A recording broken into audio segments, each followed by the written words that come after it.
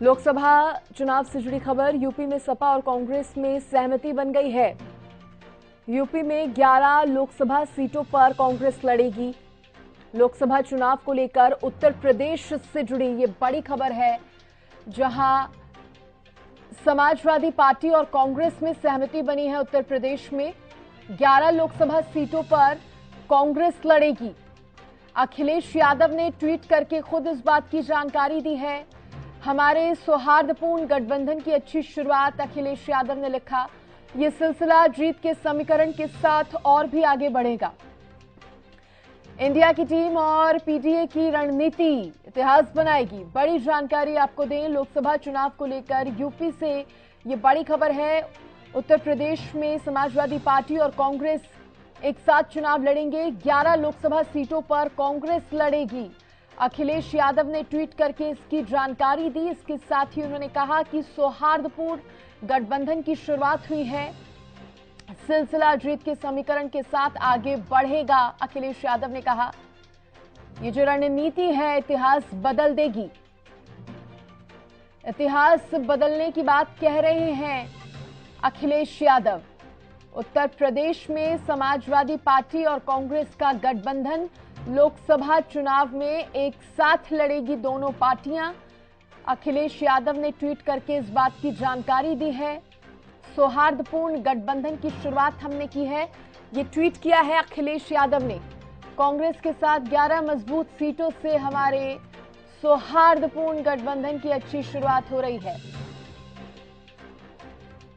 Political editor Amit Tiwari जुड़ गए हैं। अमित, अभी हम बात ही कर रहे थे और गठबंधन से जुड़ी एक खबर उत्तर प्रदेश से सामने आ गई है। समाजवादी पार्टी और कांग्रेस एक साथ लड़ेंगे लोकसभा चुनाव। अमित जी बिल्कुल सृष्टि, दरअसल जो अखिलेश का ट्वीट आया है उससे लगता है कि कांग्रेस को 11 सीटें दे दी गई हैं और जो पहले भी 19 जनवरी को भी एक सीट शेयरिंग का फार्मूला जो है वो जो अखिलेश यादव की ओर से दिया गया था, उसमें जो उनकी एक और सहयोगी है रालोद राष्ट्रीय लोकदल, उसे 7 सीटें देने का ऐलान हुआ था और साथ साथ एक सीट जो चंद्रशेखर की पार्टी है उनको भी देनी थी और एक अन्य सीट भी अपना दल है उसे देने की बात कही गई थी।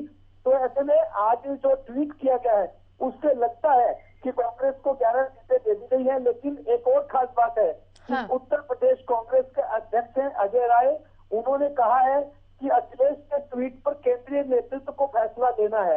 यानी कि अभी बातचीत तो फिलहाल अच्छे माहौल में, सकारात्मक माहौल में हो रही है, लेकिन अंतिम निर्णय कांग्रेस उस सीट शेयरिंग के फार्मूले से सहमत है या नहीं, इस बात को लेकर कोई कांग्रेस की ओर से रिप्लाई नहीं आया है।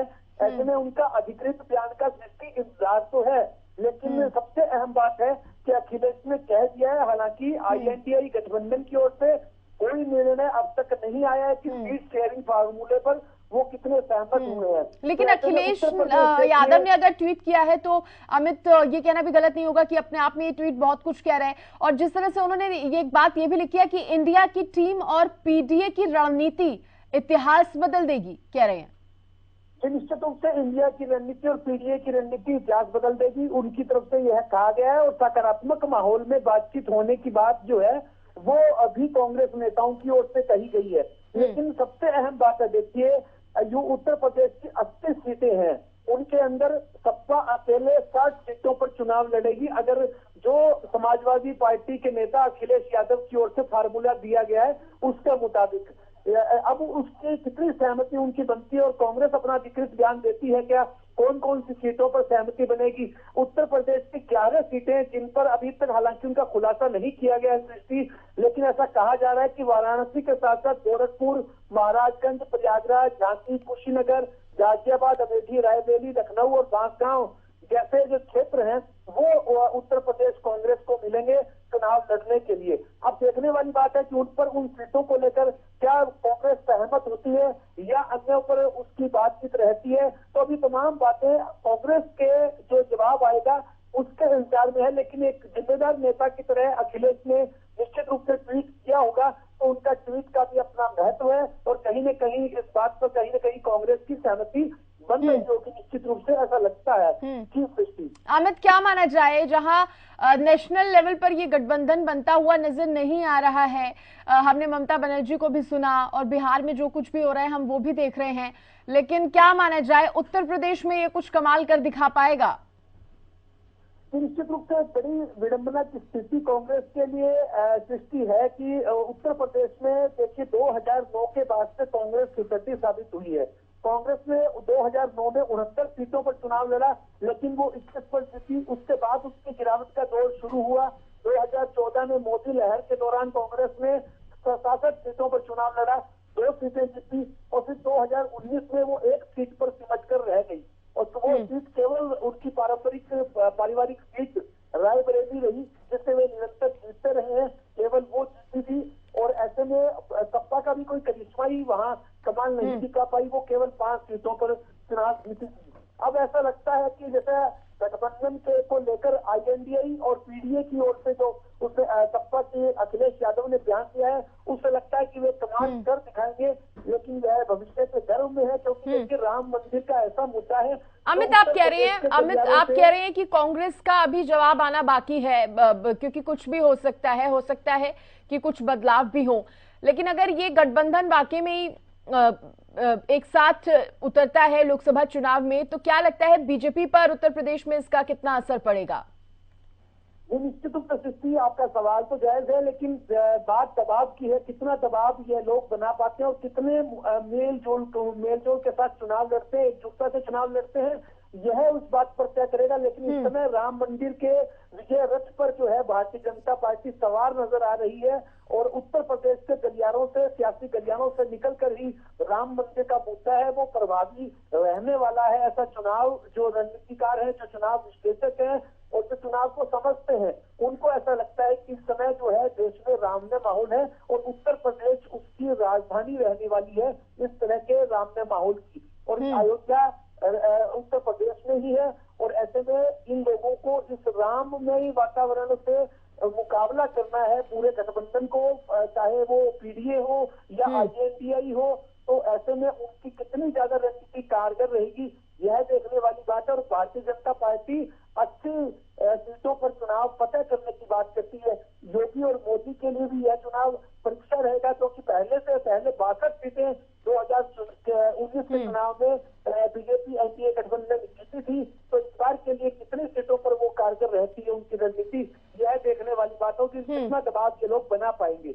अमित, साथ ही ये भी बताइए कि कांग्रेस इतनी मजबूर होगी क्या कि जो इस समीकरण पे वो हामी भरेगी, क्योंकि 80 में से सिर्फ 11 सीटों की यहाँ पर बात हो रही है।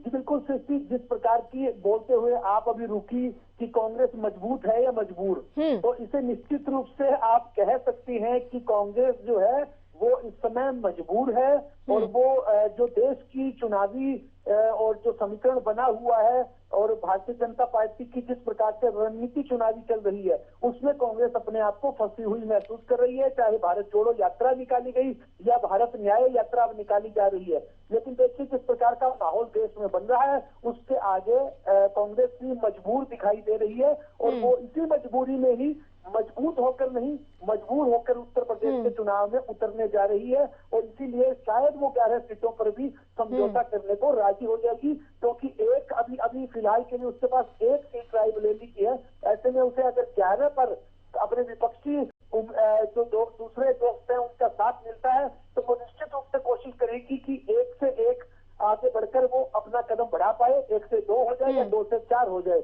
यह उनकी रणनीति पर निर्भर करेगा और विपक्षी दलों की मजबूती उस पर अपना कितना काम करती है देखने वाली बात होगी। अमित, क्या माना जाए कि कांग्रेस के लिए अभी ये ज्यादा महत्वपूर्ण है कि अपनी साख बचाए रखना कहीं ना कहीं, क्योंकि जिस तरह से हम देख रहे हैं कई राज्यों के नतीजे जो सामने आए हैं, जिस तरह से कांग्रेस की स्थिति को उसने बता दिया है, तो अब कांग्रेस के लिए अपनी पार्टी को मजबूती प्रदान करना थोड़ी बहुत वो सबसे ज्यादा महत्वपूर्ण हो गया है। निश्चित रूप से जिस प्रकार से देखिए उत्तर प्रदेश के चुनाव में अमेठी एक महत्वपूर्ण सीट रही है, चाहे वो राहुल गांधी को लेकर थी या इंदिरा गांधी को लेकर थी या राजीव गांधी को लेकर थी। 2019 के चुनाव में कांग्रेस ने अपनी वो भी सीट खो दी थी, यानी कि प्रतिष्ठा थी उनकी वहां से जुड़ी हुई और वो प्रतिष्ठा उन्होंने खो दी थी उत्तर प्रदेश के अमेठी में। लेकिन अब वो प्रतिष्ठा एक बार दोबारा से बचाने की करना है। तो इन सबके बीच कांग्रेस कितना करिश्मा कर पाती है और क्या कुछ जादू दिखा पाती है अपने सहयोगियों के साथ मिलकर, यह एक बड़ी चुनौती है। और इस चुनौतियों के साथ ही कांग्रेस जो है वो 2024 के चुनाव में उतरने जा रही है। तो उसे निश्चित रूप से वो अपने जो तमाम जो मोदी विरोधी, भाजपा विरोधी, एनडीए विरोधी है, उन तमाम लोगों को साथ लेकर चलना उसकी मजबूरी है। और इस तरह से उन तमाम चुनौतियों का मुकाबला, वो अपनी तमाम मजबूरियों का मुकाबला जो है। अमित, यहाँ पर मैं एक ये बात भी बताना चाहूंगी कि अखिलेश यादव का ये जो ट्वीट आया, उसके बाद लालू प्रसाद यादव ने भी उस पर रिप्लाई किया और कहा ये अच्छी शुरुआत है और वक्त का तकाजा भी है। एक साथ मजबूती के साथ नहीं लड़ेंगे तो बीजेपी को कैसे हराएंगे, ये लालू प्रसाद यादव के अकाउंट से ट्वीट आया है। निश्चित रूप से सृष्टि, देखिए लालू यादव भी इस समय मजबूरी में है।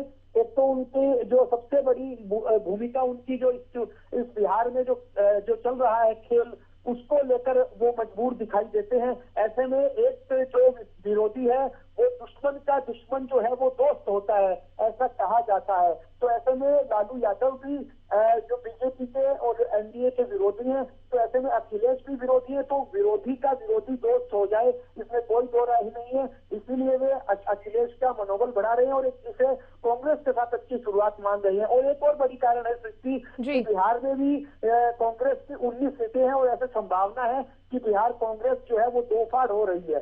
तो ऐसे में लालू को भी लगता है कि कांग्रेस की टूटन का शिकार कहीं वो उनकी सरकार उसमें न जाती रहे, इसलिए वे कांग्रेस का भी मनोबल बढ़ा रहे हैं। और एक चुटका की मुहिम जो अखिलेश ने ट्वीट के जरिए छेड़ी है, तो उस मुहिम में हिस्सा बने रहना चाहते हैं लालू यादव, इसीलिए उनकी तरफ से यह ट्वीट किया गया है। और बड़ी बात यह है अमित कि इस लाइन में ही उनकी लाचारी जो है कहीं ना कहीं नजर आ रही है कि एक साथ मजबूती के साथ नहीं लड़ेंगे तो बीजेपी को कैसे हराएंगे। ये कहीं ना कहीं अन्य पार्टियों की मजबूरी और लाचारी दोनों को दिखा रही है। अमित, मैं फिलहाल के लिए बहुत शुक्रिया करूंगी आपका जुड़ने के लिए और तमाम जानकारी देने के लिए।